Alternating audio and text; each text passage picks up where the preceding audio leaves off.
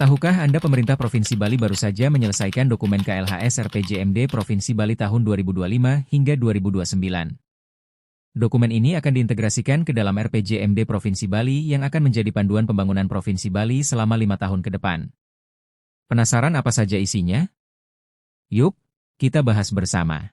Provinsi Bali yang dikenal dengan keindahan alam dan budayanya memiliki luas wilayah 1.474.255,37 ha. Provinsi Bali terdiri dari 8 kabupaten dan 1 kota yaitu Kota Denpasar yang sekaligus merupakan ibu kota Provinsi Bali. Pada tahun 2020 jumlah penduduk Provinsi Bali tercatat sebanyak 4.317.404 jiwa dan diproyeksikan meningkat menjadi sekitar 4.585.130 juta jiwa pada tahun 2030. Pertumbuhan penduduk ini tentu berdampak langsung pada kebutuhan dasar, terutama air dan pangan. Berdasarkan analisis daya dukung dan daya tampung lingkungan hidup, saat ini D3 TLH air di Bali berada pada status terlampaui. Kabupaten Buleleng memiliki cadangan air paling besar, sedangkan kebutuhan tertinggi terdapat di Kabupaten Tabanan. Jika tidak ada intervensi serius, maka hingga tahun 2029 berpotensi mengalami defisit air hingga lebih dari 2 miliar meter kubik per tahun. Sementara itu, daya dukung pangan sudah terlampaui namun masih mencukupi di sebagian besar kabupaten kota. Ada 3 kabupaten yang perlu perhatian khusus yaitu Jembrana, Tabanan, dan Gianyar.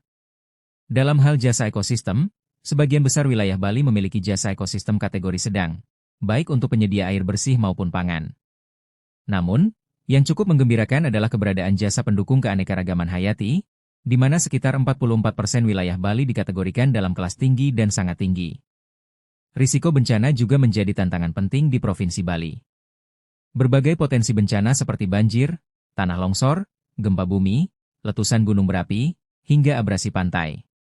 Sayangnya, kapasitas daerah dalam pengurangan risiko bencana dan dampak perubahan iklim masih tergolong rendah, dan kesiapsiagaan masyarakat juga belum memadai. Bali merupakan surga tropis bagi berbagai jenis tumbuhan dan satwa. 2 satwa prioritas nasional yang terancam punah, yaitu jalak Bali dan kakatua kecil jambul kuning, merupakan spesies endemik yang menjadi ikon konservasi di Bali.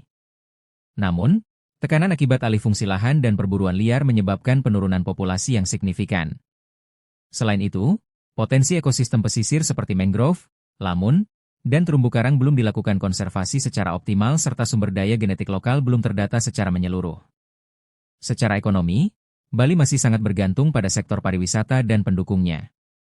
Tahun 2022, investasi asing dan dalam negeri mencapai lebih dari 12 triliun rupiah yang berada di Kabupaten Badung dan Kota Denpasar. Meskipun investasi cukup tinggi, ketimpangan antar wilayah masih terjadi, berbagai penyakit, sarana pendidikan, dan sosial masih memerlukan perhatian lebih. Ini menunjukkan bahwa pelayanan dasar di Bali masih belum merata. Lingkungan hidup juga menghadapi tantangan serius. Indeks kualitas air menunjukkan penurunan dari kategori sangat baik pada tahun 2015 dengan nilai 87,67 menjadi kategori kurang baik di tahun 2023 dengan nilai 55,17. Indeks kualitas udara dan laut masih tergolong baik, namun tren penurunannya perlu diwaspadai. Erosi di daerah tangkapan danau masih tinggi yang menyebabkan sedimentasi dan penurunan kualitas air permukaan. Berdasarkan capaian indikator tujuan pembangunan berkelanjutan atau TPB, beberapa sektor seperti air bersih, kelembagaan, infrastruktur, dan pembangunan sosial masih belum mencapai target dan perlu mendapat perhatian serius. Dari berbagai kondisi yang ada, telah dirumuskan isu pembangunan paling strategis di Provinsi Bali selama 5 tahun ke depan. Oleh karena itu, beberapa rekomendasi strategis yang perlu menjadi perhatian antara lain. Mempercepat penetapan kawasan pertanian berkelanjutan, LP2B, yang tidak boleh dialihfungsikan menjadi permukiman atau industri. Mengidentifikasi zona rawan bencana untuk pembatasan pembangunan. Mendorong energi terbarukan dan ekonomi hijau berbasis lokal.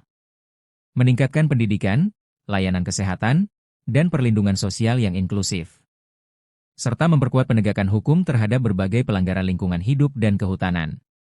Tantangan yang kita hadapi hari ini bukan semata soal data dan angka, tetapi tentang pilihan untuk menjaga keseimbangan antara manusia dan alam di Provinsi Bali. Mari kita jadikan keberlanjutan bukan sekadar wacana, tetapi jalan hidup bersama karena menjaga Bali hari ini adalah mewariskannya hari esok.